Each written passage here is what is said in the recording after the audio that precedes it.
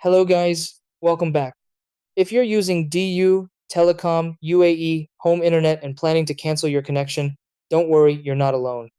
Many users feel confused about the process, especially when it comes to contract terms, equipment return, and final billing. It might seem complicated at first, but the best thing is, once you follow the right steps, you can complete the cancellation smoothly without any extra charges. So in the next few seconds, I'll show you the easiest way to cancel your W Home internet connection. Try these. Step 1. Check your contract status to see if any early termination charges apply. Step 2. Contact DU through call 155, live chat, or visit a service center. Step 3.